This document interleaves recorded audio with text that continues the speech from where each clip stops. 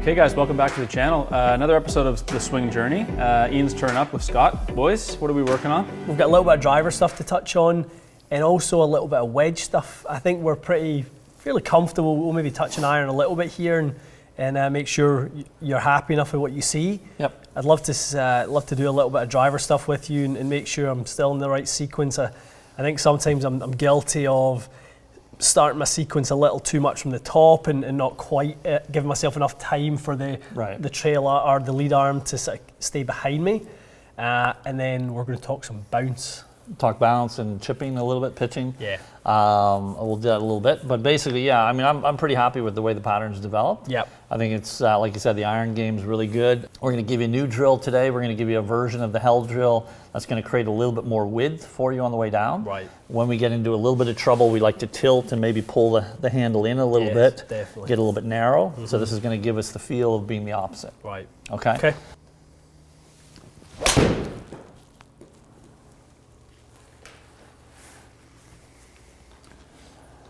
Let's give the viewers the, this is a version of the held drill. For those of you that aren't familiar with the held drill, it's a normal lead hand grip. The right palm is going to sit on the side of the grip this way. And that's our normal sort of held drill. Great for players that get a little flippy, great for players that get a lot of hook bias in their pattern. We're going to make a little change to this though. We're going to take this hand and we're going to put it about 45 degrees on top of the grip. And the instructions just a little bit different in this one. We're going to take it to the top here, and in transition, I actually want you to feel like you're keeping that width or that pressure on top of the grip a little bit, and this is going to help force that shaft down and back behind you. So a little bit of pressure on the thumb. Correct. Pushing that down. Okay, we should be able to hit some shots here without losing the grip, and this is going to help you feel some width so we don't get too narrow. We're going to feel that pressure point slide down the chest slightly this way, but because we've got some pressure here, now we're not inclined to tilt back. We're going to go ahead and rotate and get this around the corner a little bit more. If we really do a great job, we might actually even see some paths very, very slightly out to in as we work on this drill. Okay. Now, even at the end of the swing, I even want you to hold it if you can. Keep it on.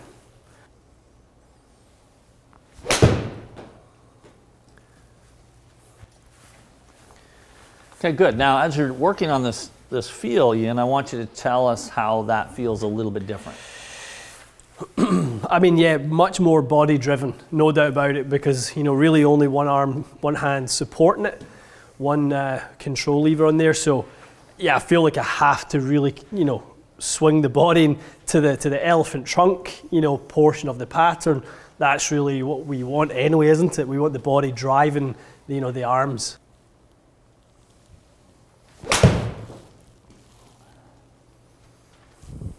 Probably felt like my best sequence, that one. Felt like I definitely felt it up and then, a little bit lower on the way through.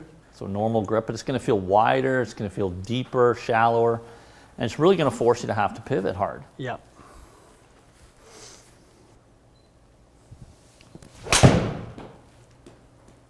Yeah, very different finish there. Mm-hmm. Okay, very neutral.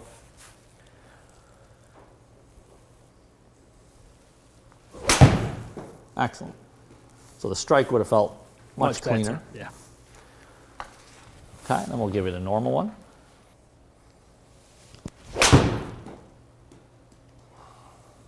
Good. So Just a little bit of that miss. Yeah, it was okay, but a little bit quicker pivot through the bottom there.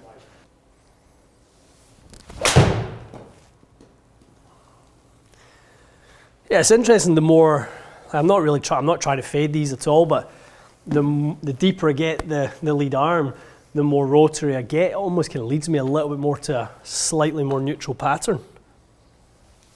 A little bit more up the head. Yeah, beautiful strike. Beautiful swing. As straight as I've seen you hit a ball right there.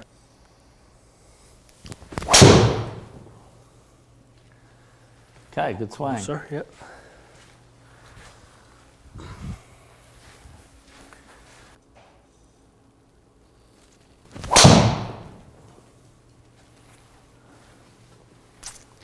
6 up. Yeah, I think probably that's more your window, like 4 to 6. Yep. Might be the window, just to get the centerness and the strike.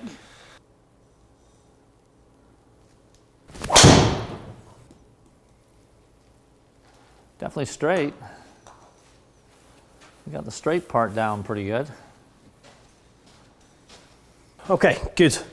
I feel good with taking that on. All right, let's do a little bit of Wedge work. understanding with the wedge here. Okay. So what we've done, or what I've done here, is very high tech. I love my high tech, my spoon and my other kind of elements that I carry around in my golf bag. But here I've got a closed peg and a clown's nose here, just to represent. Suitable for me. Yeah, exactly. What we've done is, or what I've done is I put it directly on the bottom of the shaft, okay? And what we want to have the viewer understand a little bit is there's different ways of creating bounce, okay? And in my opinion, there's some better ways than others. One of the things that we've talked about with your own chipping and pitching, we have a tendency to get the club a little outside and a little bit hooded going back like this, okay? And with the clown's nose, what you're going to see very clearly is if I do that, you'll see the clown's nose ends up on the right-hand side of the shaft here as I take it back, okay? The only way to create bounce at this point is I basically got to throw the clown's nose forward to try and create this bounce. And we end up with a very, very quick change in the bounce of the club at the bottom, where we go from what we call negative bounce to positive bounce very rapidly. A better way, in my opinion, would be as the club goes back, I want to introduce a little bit of rotation. So for every degree that the club goes back, we're going to add a little bit of rotation to the face. And what this is going to do is this is basically going to keep that clown's nose under the shaft the whole time. So at no time are you going to see that clown's nose kick out to the right here. And if we really do this well, we're actually going to keep a little bit of extension in the back of that left wrist. So we're going to feel a little bit rotated, a little bit extended.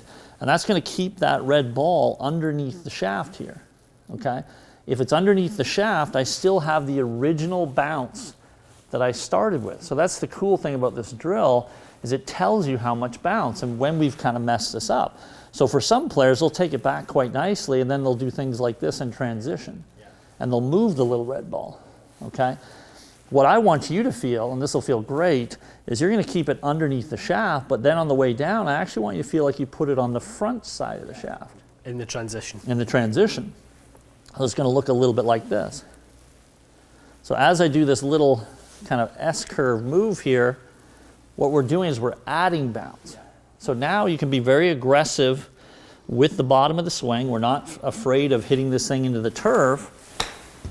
We're going to hit these very high, very soft, flighted shots, all with the help of our little clown's nose here. So the first thing I want you to do, Ian, is just practice the takeaway. So if you take it back the old way, you'll see what I'm getting at. So if it goes back a little hooded and closed to the outside, you see how much of that red ball is on the right-hand side of the shaft. So we go. Correct. Right. You've got to have a little bit of rotation. So when you bring this thing back, you're going to rotate for every degree. There you go. We're going to add a little bit. That's lovely. A little bit of extension, a little bit of cupping in that lead wrist. That's lovely. And then transitionally, I actually want you to tip it very, very, very slightly this way in transition.